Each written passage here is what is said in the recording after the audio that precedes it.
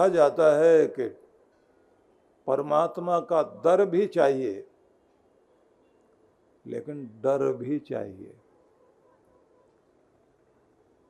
डर रहेगा तो सीधे रहेंगे, डर रहेगा तो उसके दर पर जाने की कोशिश भी करोगे। दर पर जाओगे, प्यार भी हो, लेकिन मार से बचने के लिए उसके सामने सिर झुकाने की भावना भी बने। अन्यथा जब बड़ी चोट पड़ती है, देखने में आया कि जिनके हवाई जहाज उड़ते थे उनका धरती पर चलना, पैदल चलना मुश्किल हो गया। जो बड़े बड़े ऊंची कुर्सियों पर बैठे हुए थे, उनको सड़क पर लोग पहचान नहीं पा रहे थे। और वक्त अपना प्रभाव दिखाता ही है। इसलिए कहा जाता है भयानाम भयम भीषणम भीषणानाम।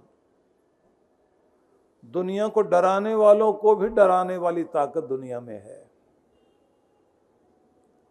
और दुनिया की रक्षा करने वालों की भी रक्षा करने वाला एक ही है। उसी मालिक को अनेक अनेक नामों से पुकारा जाता है। उसको पुकारने के ढंग अलग हो सकते हैं, उसके लिए भाषाएं बदल सकती हैं। झोलियां भरने वाला, कृपा करने वाला एक ही है। हजारों हाथ जिसके लिए जुड़ते हैं, वो हजारों हाथों पर कृपा करने वाला एक ही एक है।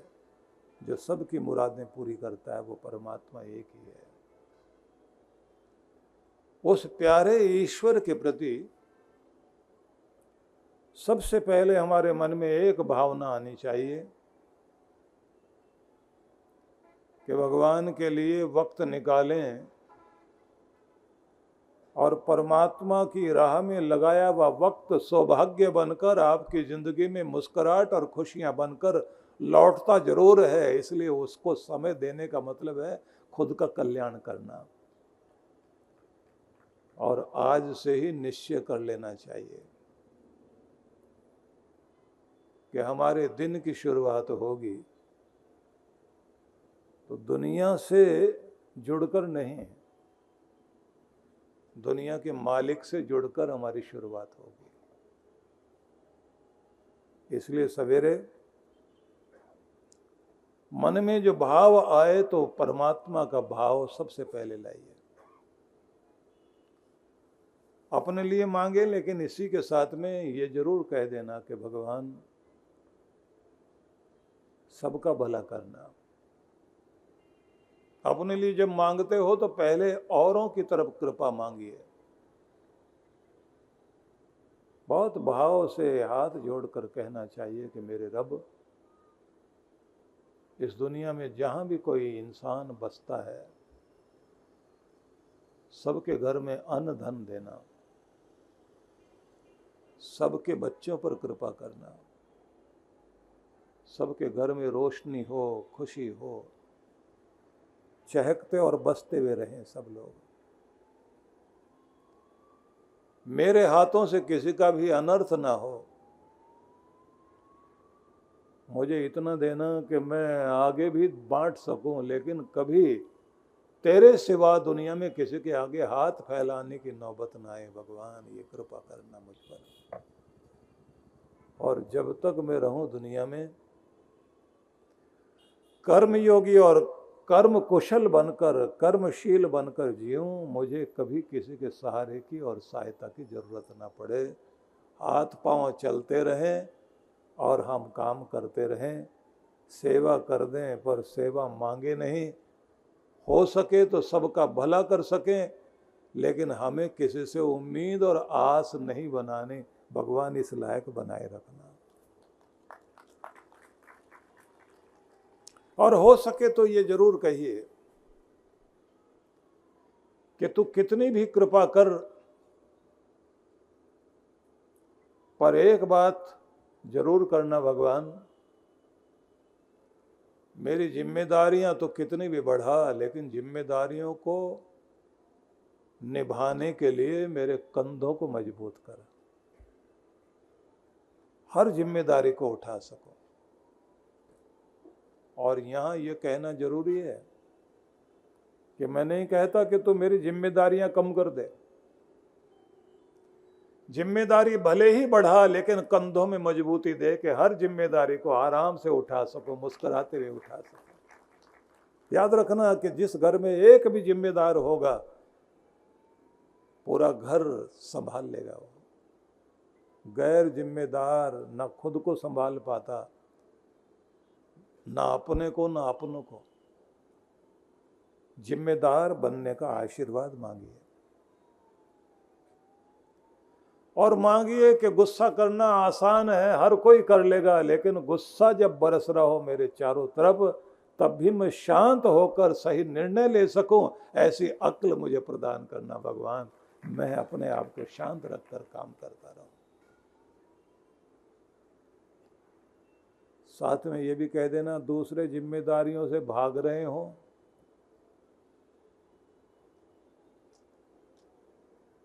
और सब झारी जिम्मेदारियां मुझ पर छोड़ रहे हो, खुद को होशियार समझते हो और हमको मूर्ख बना रहे हो, तो भी इतनी कृपा तो जरूर कर देना कि मुझे गैर जिम्मेदार नहीं जिम्मेदारी बनाना भगवान। मैं तो जिम्मेदारी निभा सकता। और ये मत कह देना मैं ही क्यों, जब और नहीं करते तो मैं क्यों करूं। उस समय अपने मन को समझा लेना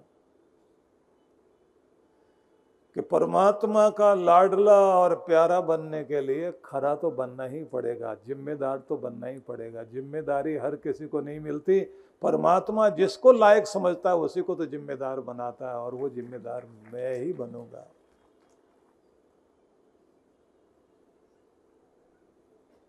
अच्छाइयों का जिम्मेदार बनने की चेष्टा करना, बुराइयों का नहीं। साथ में ये भी कहना,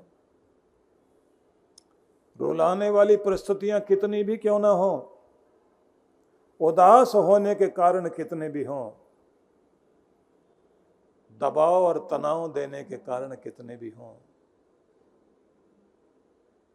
स्वयं को संभाल सकूं,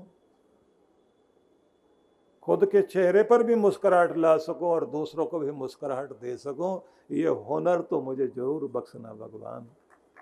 इस हुनर से युक्त रहना चाहता हूं, और कोई हुनर आए ना आए, खुद को संभाल सकें, खुद के चेहरे पर भी मुस्कुराहट ला सकें, दूसरों को भी मुस्कुराहट दे सकें।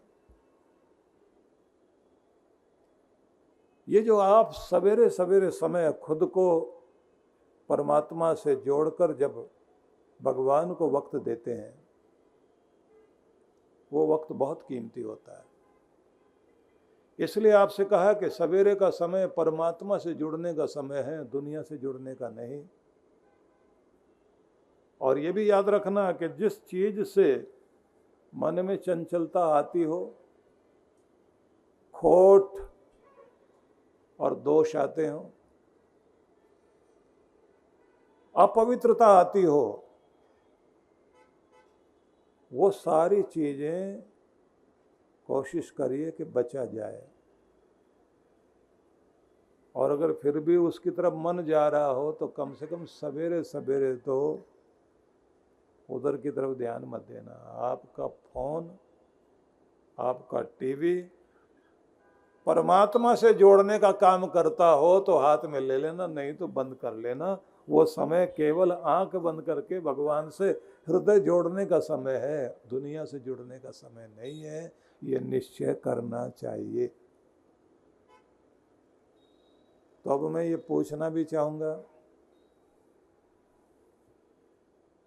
24 घंटों में कम से कम 24 मिनट के लिए ही सही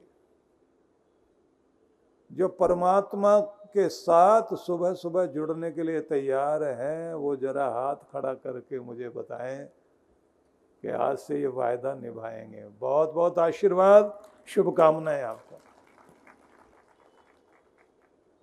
जुड़िए अपने भगवान से। ध्यान रखिए कि दुनिया कि मालिक से जुड़ोगे तो दुख दूर होंगे, मुस्कुराहट आएगी। दुनिया से जुड़ोगे, दुख परेशानी मिल सकती है, मुस्कुराहट घटेगी। बुरा आदमी थोड़ी देर के लिए अगर हंसा भी दे तो ये गारंटी नहीं है कि हंसी सदा टिकेगी, क्योंकि आखिर में उसका मिलना रुलाएगा जरूर। अच्छे लोग भले कड़वा बोल जाते हों, लेकिन वो कड़वी दवाई बीमारी को भी भगाती है, खुशी भी लाती है। इसलिए कहा जाता है कि जो तीर्थ हैं उन तीर्थों में परमात्मा का नाम तारने वाला है। तीर्थ कहते हैं जो तारक है, जिससे व्यक्ति तरता है। तो ग्रंथों में समझाया गया है कि तीर्थ भक्ति है। रैदास ने भजन गाया था ना, उनका शब्द है कि और तीर्थ करूं न करूं, तीरथ बरत न करो अंदेशा, तुमरे चरण कमल का भरोसा, जहां जहां जाओ तुमरी पूजा, तुम सा देव और नहीं दूजा। मैं जहां जहां जाऊं, जिधर जिधर भी विचरण करूं, वहां वहां महसूस करूं कि तेरी ही परिक्रमा कर रहा हूं। कबीर ने भी वही भाव कहा, जिसका भावार्थ यही है कि कहीं बैठ भी जाऊं तो महसूस करूं कि तेरी गोद में हूं, सो भी जाऊं तो महसूस करूं कि यही तो समाधि है, जल भी पीऊं तो महसूस करूं कि तेरा कृपा प्रसाद, तेरा चरणामृत है, और भोजन करूं तो उसको मैं तेरा प्रसाद मानूं, और जो बोलूं तो वो तेरा मंत्र हो, तेरी भक्ति हो, और जिधर देखूं उधर तेरी लीला महसूस हो, जिनसे मिलूं उन्हें तेरा रूप ही समझूं। तो जो इस तरह से भाव लेकर चलता है तो उसके लिए तो चलते फिरते भी तीर्थ है।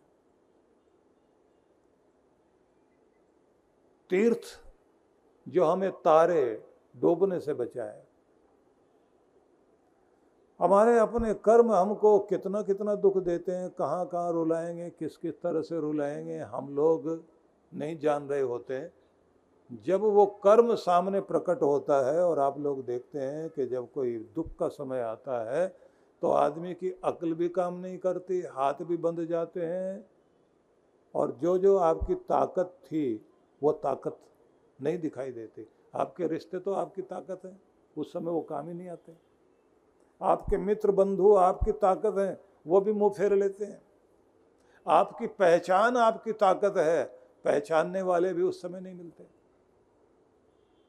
आपका धन आपकी ताकत है, उस समय वो धन भी काम नहीं आता। और जिससे लेना होता है वहां भी लेने के देने पड़ जाते हैं। वो भी कहता है कि तुम्हारा नहीं बनता, मेरा ही तुम्हारी तरफ पैसा निकलता है। ये वक्त का फेर। और वक्त अच्छा आ जाए तो कितनी विचित्र बात है कि अच्छा वक्त आते ही जहां से उम्मीद थी कि इससे तो कभी पैसा आएगा नहीं, वो भी हाथ जोड़ के दे के जाता है। जो अपने आप को दूर से दूर का रिश्तेदार बताते थे, वक्त अच्छा हो जाए, सफलताएं मिलने लग जाएं, वो सब रिश्तेदार बताने लग जाते हैं। इसलिए कर्म जब गड़बड़ हो जाए तो वो दुर्भाग्य बनकर सामने आए तो आपकी पहचान भी छीन लेता, ताकत भी छीन लेता, अक्ल भी छीन लेता है, निर्णय भी, डिसीजन भी अच्छे नहीं होते।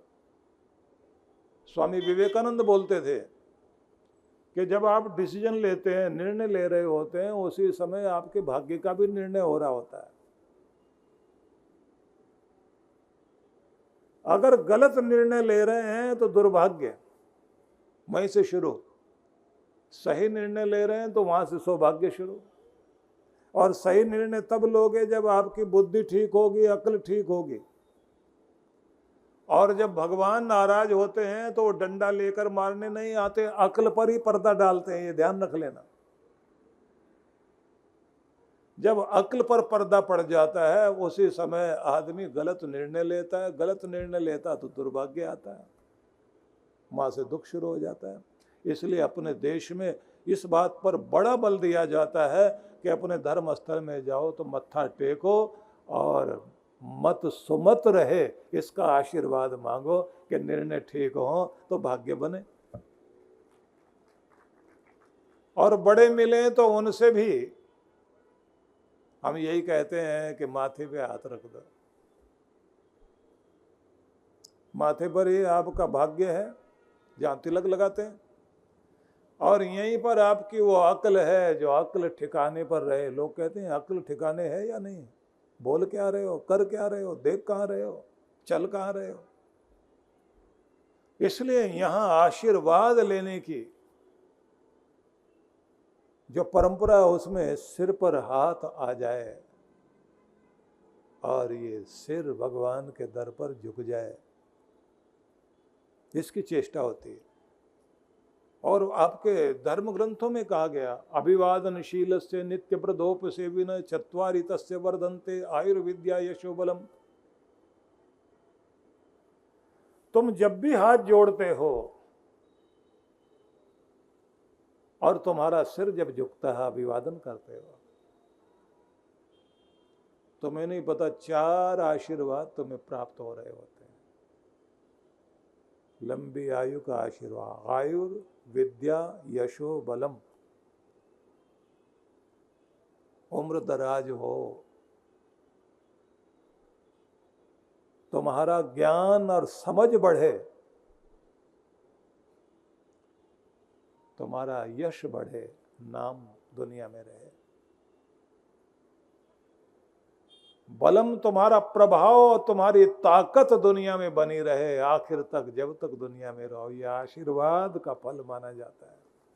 परम पूज्य सद्गुरुदेव श्री सुधांशु जी महाराज एवं डॉक्टर अर्चिका दीदी जी के पावन सानिध्य में गुरु पूर्णिमा महोत्सव। चलो चले वरदान लोक आश्रम, अपने गुरु के धाम।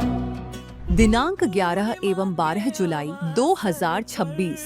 11 जुलाई सायं 5 बजे से 7 बजे तक। स्थान इंपीरियल बैंक्वेटस, रघुलीला Arcade, near Vashi station, Navi Mumbai. 12 जुलाई प्रातः 10 बजे से 1 बजे तक। स्थान गुरुधाम, वरदान लोक आश्रम, मुंबई, काजूपाड़ा, घोड़बंदर रोड, मीरा रोड, पूर्व। आयोजक गुरुधाम वरदान लोक आश्रम, मुंबई। संपर्क सूत्र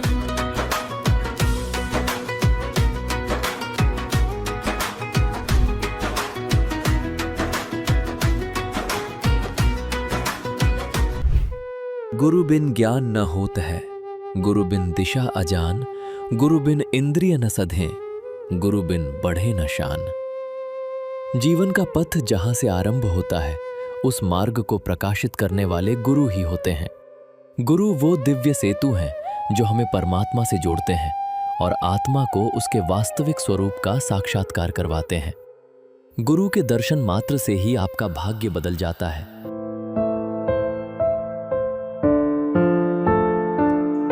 और यदि गुरु की मेहर भरी नजर आप पर पड़ गई तो आपका कल्याण निश्चित है। परम पूज्य सद्गुरुदेव श्री सुधांशु जी महाराज एवं डॉक्टर अर्चिका दीदी जी के पावन सानिध्य में 25 से 29 जुलाई 2026 गुरु पूर्णिमा महोत्सव बड़े ही हर्षोल्लास के साथ आयोजित किया जा रहा है। मान्यता है कि गुरु पूर्णिमा के अवसर पर गुरु की विशेष कृपा प्राप्त करने का श्रेष्ठ अवसर होता है।